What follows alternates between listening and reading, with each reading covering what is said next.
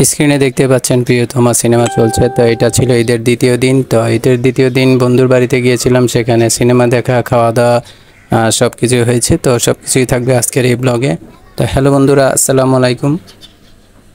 দিনাঞ্জয় ব্লগের আরেকটি নতুন ভিডিওতে স্বাগতম।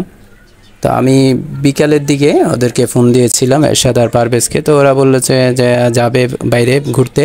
তো আমরা ঘুরতে যাওয়ার জন্য আসলে যে গিয়েছিলাম একটা জায়গায়। তো সেখানে গিয়ে দেখা গেল যে আমাদের সময় ততটা হয় না, কারণ এরা বের হতে হতে অনেকটা দেরি করে ফেলেছে, তাই সন্ধ্যা হয়ে গিয়েছিল। সো আজকে এখন বলবো। আর আমি যাচ্ছিলাম টেম্পো দিয়ে। তো টেম্পো দিয়ে গিয়ে আমি সরাসরি চলে গিয়েছিলাম আগ্রাবাদ। তো আগ্রাবাদে পৌঁছে গিয়ে দেখি যে ওরা একজন আরেকজনকে বলতেছে যে সন্ধ্যার পর আসবে। তো আমি আর কি করব, তো চায়ের দোকানের এখানে একা একা বসে আছি। আর সবাই দেখা যাচ্ছে যে যার যার মানুষের সাথে এসে দেখা সাক্ষাৎ করছে, খাওয়া দাওয়া করছে, কিন্তু আমি সেখানে একা একা। তো আমি অনেকক্ষণ বসে থাকার পর দেখা গেল যে আর কিছুক্ষণ পর সন্ধ্যা হয়ে যাবে। তো শেষ মুহূর্তে আরেকবার ভিডিও করলাম। তো মাগরিবের আজান দিবে, তাই আমি এখান থেকে চলে গেলাম। তো মাগরিবের আজানের পর দেখা গেল ওদের সাথে আমার দেখা হলো। এখন এই অন্ধকারের মধ্যে ওরা কিন্তু আমার সাথে আছে, আর আমরা এখন আছি যে আগ্রাবাদের জাম্বুরি পার্কে। তো এখানে কিছুই দেখা যাচ্ছে না। তো আমরা এখানে অন্ধকারের মধ্যে দেখা যাচ্ছে মশার কামড় খাচ্ছিলাম। তো একটা সময় বিরক্ত হয়ে আমরা বললাম যে না, এখানে আর থাকা যায় না, আমরা চলে যাব। এখন আমরা চলে যাব বলতে বলতে দেখা গেল যে ওইখানে যারা গার্ড থাকে তারাও বলছে যে এখানে 8টার মধ্যে সব কিছু বন্ধ করে দেওয়া হবে, তো আপনারা ধীরে ধীরে বের হয়ে যান। তো আমরা আর কি করা, কিছুক্ষণ ঝর্ণার ভিডিও করলাম, করে তারপরে হাঁটতে হাঁটতে সেখান থেকে হয়ে চলে আসলাম। তো বের হতে হতে দেখা গেল যে এখন আমরা বাইরে কোথায় চা নাস্তা খাওয়া যায় সেটা বলতেছিলাম। তো একে একে বলতে বলতে দেখা গেল আমরা কয়েকটা টঙের দোকানের সামনেও দাঁড়িয়েছিলাম, কিন্তু একটা সময় আরশাদ বললো যে ওর বাসায় যেতে। তো যেহেতু ও নতুন বাসায় গেছে, তাই দেখে আসি ওর বাসাটা। আর ঈদ উপলক্ষে একটা যাওয়া হলো, দেখা সাক্ষাৎ হইলো। তো ওই হিসাবে ওর বাসায় আমরা রওনা দিলাম। তো ওর বাসায় গিয়ে দেখি যে ওর বাসায় একতলাও নয়, দুইতলা নয়, 3তলা সম্ভবত, আমার যদি ভুল না হয়ে থাকে। তো একে একে আমরা উঠছি, আর এদিকে দেখা যাচ্ছে যে ওর বাড়িটা নতুন মাত্র তোলা হচ্ছে, তাই সিঁড়িতে এখনও কাজ করা হয়নি।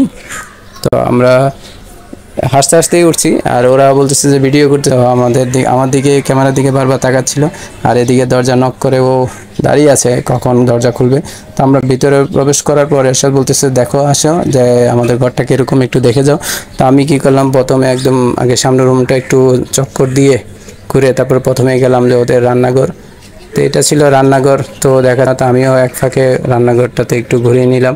ঘুরে নেওয়ার পরে পাশে ছিল বাথরুম। তো আমি বাথরুমের দিকে ভিডিও শ্যুট করি নাই। পাশে একটা ছোট রুম ছিল, সেটাতে ওর মা থাকতো।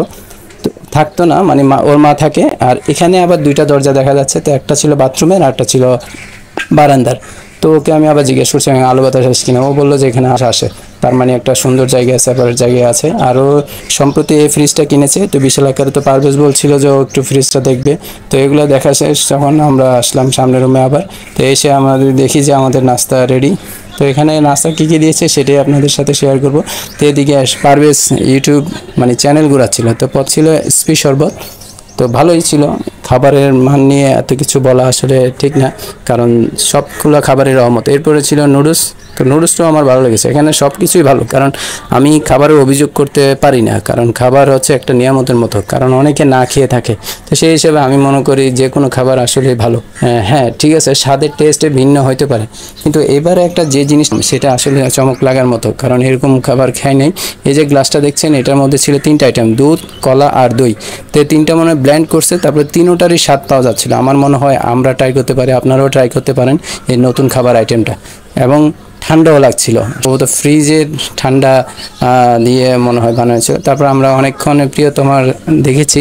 তো তার মানে এই নয় যে পুরো সিনেমাটা দেখেছি, আমরা বেশি হলে 20-25 মিনিট দেখেছি।